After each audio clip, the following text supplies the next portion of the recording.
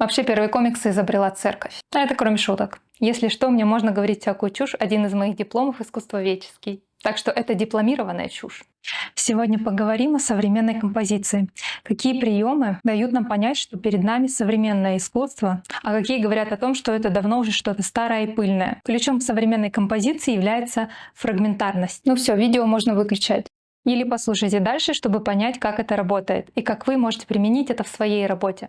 Чем грешат многие начинающие художники? Тем, что хотят показать все. Таким образом, они перегружают информацией зрителя, и картина кажется неинтересной. А мастера показывают какой-то фрагмент, небольшой кусок чего-то, что заставляет зрителя вовлекаться в эту историю и додумать, что же там интересного находится за кадром. Так почему же все-таки фрагментарность стала современной нормой? Скорее всего, к этому нас привела современная культура, кино и клипы. Они настолько сильно сформировали наше видение, что теперь мы хотим и в картинах видеть фрагментами, такими же незавершенными вариантами, чем-то недосказанным. Еще один момент современности — это скетчевость, назовем ее так, как бы еще одна грань современного искусства. В начале 20 века трудно было представить скетч, который повесили в раму, как готовое произведение. Скетч всегда считался просто подготовкой к большой работе. Конечно, некоторые коллекционеры приобретали скетчи известных художников, но чтобы считать это завершенным произведением, которое висит прямо в раме в центральном зале, такого не было. Сейчас мы можем видеть, что скетч — это отдельная работа. И за этим скетчем может не последовать большого произведения. Он уже считается завершенным искусством. Возможно, фрагментарность и скетчевость в нашем мире стали популярны еще потому, что современный человек очень перегружен информацией. И нам кажется, чем меньше мы видим информации на холсте, тем интереснее эта работа. Возьмем, например, работу Рубенса «Ночной дозор». Почему именно ее, не знаю, первое, что пришло в голову. Может, потому что она называется «Ночной дозор». Сравним оригинальную работу и фрагмент, который я из нее вырезала и обработала. Этот кусок мог бы быть современной картиной. Посмотрим на оригинальное произведение. По сути, это групповой портрет. Это выход роты во главе с капитаном. И мы знаем, что те, кто заплатили художнику меньше, стоят на самых дальних планах. Поэтому платите художникам. Вы же не хотите оказаться на задворках картины. Тут все понятно. Главный герой, естественно, капитан, его ближайшие подчиненные и те, кто заплатили меньше, на задних планах. И здесь ее можно очень долго рассматривать. Каждый занят своим делом, стоит в своей позе. Кого-то, кстати, даже обрезали. Эти, наверное, совсем поскупились, да, раз его обрезали. И очень много воздуха сверху. Трудно представить такую картину в современном интерьере. Конечно, все можно стилизовать, и можно и интерьер стилизовать под эту картину. Но если взять самый стандартный, что-то типа скандинавского интерьера, то непонятно. Что сделала с этой работой я? Я вырезала кусок с Вильямом ван Рейтебрюхом. Вот этим человеком в белых одеждах, как бы заднее его окружение. Размазала края, такое сделала фрагментарно-скетчевый вариант, вроде как недописанный, да. И что мы, смотря на эту картину, теперь видим? Мы видим, как какой-то человек в белом очень увлеченно смотрит в сторону. У нас сразу вопрос: а что он там видит? Что там такого интересного? Сзади него человек с ружьем, и даже непонятно немного, он собирается напасть, у него какие-то плохие мысли, или он его охранник, что вообще происходит? На третьем плане вообще какой-то весельчак, как будто бы он там выпил. И все, это все, что нам дает этот фрагмент. Нам остается только догадываться, что же происходит на этой картине. Сразу много вопросов. И это начинает делать ее интересной. На оригинальной картине в принципе, тоже есть вопросы, которые мы задаемся, куда они идут, и что как бы вообще происходит, почему этот человек так стоит, другой вот так стоит. Но таких уже глобальных вопросов нет. Картина — это групповой портрет, она посвящена выходу этой роты. И, собственно, все понятно. Они вышли и идут по своим делам. Когда мы вырезали какой-то фрагмент, кто этот человек в белом, почему он смотрит в бок, кто эти люди сзади него, сразу очень много вопросов. Мы даем больше загадок зрителю, и он хочет подольше остановиться на этой работе. Конечно, если ему нравится рисовка. Я думаю, главную мысль вы уловили. Фрагментарная работа дает больше эмоций. Вернемся к интерьерам. Современные интерьеры, как я уже сказала, трудно вписать работы старых мастеров. Или это должно быть очень грамотно стилизовано. А вот работы скетчевые, работы фрагментарные или вообще абстрактные, в смешанной технике, что-то с каллиграфией, что-то в недорисованном виде, это очень легко вписывается в современный интерьер. Классические работы, они были как раз-таки направлены на то, чтобы максимально рассказать всю историю, а то и несколько историй. Можно посмотреть на работы Брейгеля. У него достаточно обширные сцены, кучей планов, и на первом плане что-то происходит, и на втором, и на третьем. И очень часто это иллюстрация каких-то пословиц или народных присказок. И вообще раньше искусство носило образовательный характер. Вообще первые комиксы изобрела церковь. Это кроме шуток. С грамотностью было плохо, не все умели читать. Люди приходили в церковь и видели на стенах картины, которые изображали жития святых, и таким образом они могли понять, что же происходило с определенным святым, узнать его жизнь не из Писания, а через картинки. У людей не было такой, не заставляйте меня говорить это слово, насмотренности. Не люблю это слово. Какое слово использовали раньше, до того, как изобрели это? Если вы знаете, напишите, я вот что-то не могу вспомнить. В общем, этого у людей не было, и картины повествовали им о том, что они никогда не видели и не увидят. В наше время, естественно, все не так. В век интернета можно зайти и увидеть все, что угодно. И не только фото, но и видео. А еще и VR. Поэтому картина, которая рассказывает нам какую-то историю, не кажется нам уже такой интересной. Она не оставляет никакой загадки. Что-то написанное слишком в лоб, возможно, восхитит нас манерой исполнения, но точно оставит равнодушным, и вскоре мы забудем об этой работе. Потому что в наше время владение какой-то реалистичной передачей уже не считается чем-то феноменальным.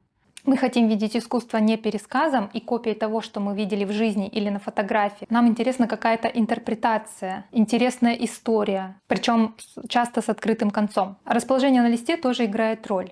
Раньше были четкие законы композиции, либо все располагали по линиям золотого сечения, или по центру. Например, те же портреты. Портретируемый очень часто стоял в центре. И лицом притяжения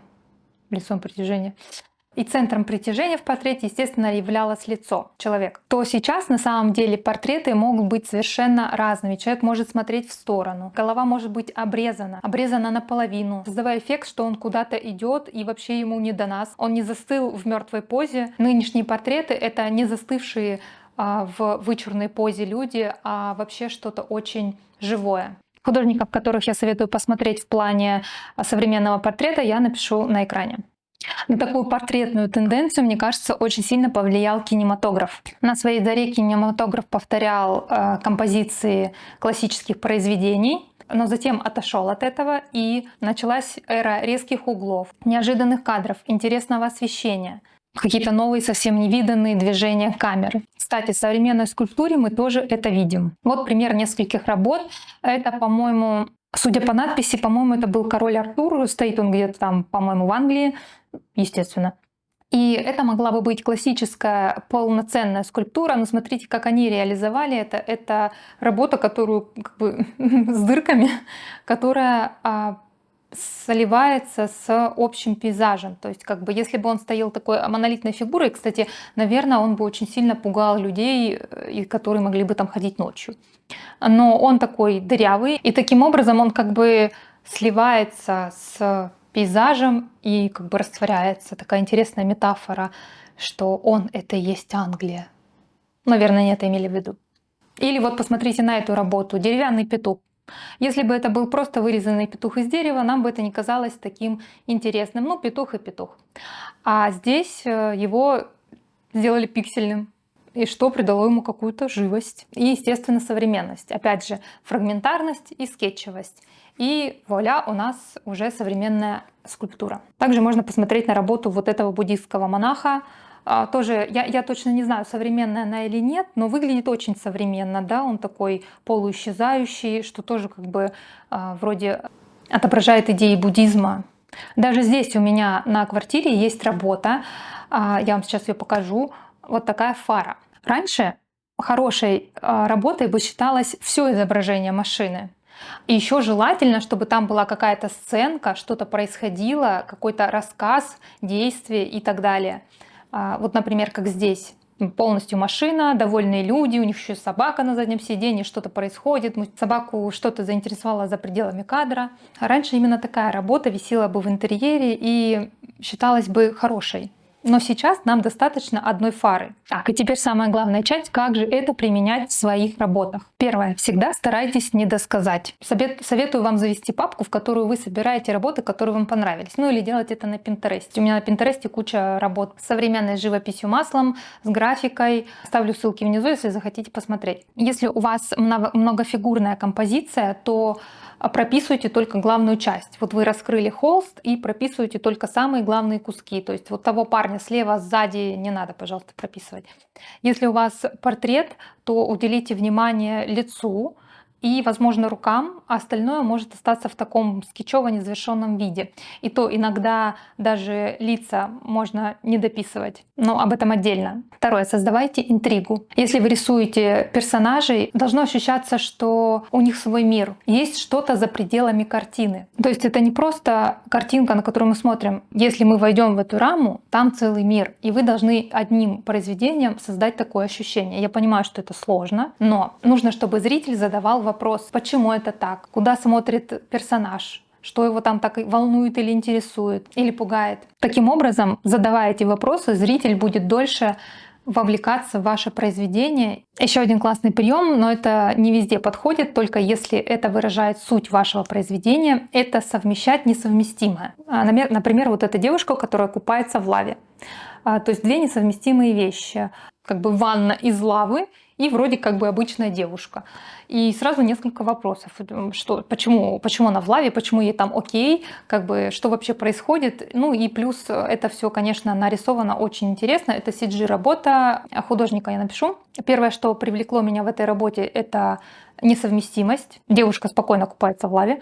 А второе, я уже обратила внимание на саму рисовку, на саму интересную вот эту рисовку. И таким образом я достаточно много времени провела, смотря на эту картинку, и еще и сохранила ее себе. Вот еще один пример несовместимого. Какое-то животное, не знаю, что это. Я сначала думала, что это собака, но, по-моему, это что-то типа барашка или что-то типа козла, у которого не просто взорвалась голова, из нее дымит, как из скважины с нефтью. И, кстати, такая работа неплохо посмотрелась в интерьере. Ну, еще одна работа, таких, я думаю, вы видели много. Мы как бы находимся в машине, за рулем, вот эта елочка, которая напоминает нам многим о 90-х. А как бы трасса, да, заснеженный пейзаж, и тут какой-то огромный скелет. И ты такой, что он там делает? Ну, я думаю, вы много видели таких работ, и это очень классный прием, который работает, но только если это подчеркивает то, что вы хотели сказать в работе. Так, четвертое. Не прописывайте все. Я как бы сказала это раньше, но это отдельный пункт. Покажу на примере портретов. Все мы знаем, что портрет, вот вы делаете портрет на заказ. Понятно, что глаза-то надо написать, но вот посмотрите на вот этого художника. Мне, кстати, очень нравятся его работы.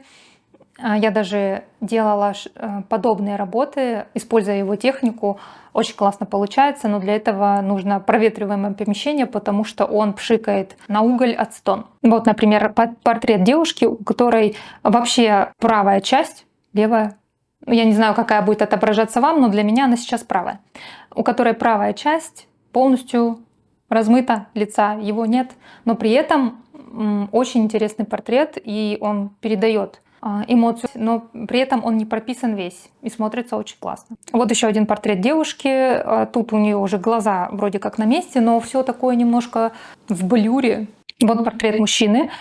У этого чувака вообще нету глаз, и то настроение передается, и то, что там у него не прорисованы глаза, нас совершенно не интересует. Вроде как бы портрет завершен. Я приближала, глаз у него там действительно нет. И пятое — это композиционные схемы и приемы. Но здесь я не буду это разбирать. Я думаю, лучше сделать отдельное видео для этого. У себя в Телеграме, кстати, я разбираю схемы композиций или просто интересные работы, которые я нашла, прорисовываю на них схемы и подробно описываю. Ну, насколько это возможно. Но все перечисленное, естественно, не перечеркивает всю классическую повествовательную композицию.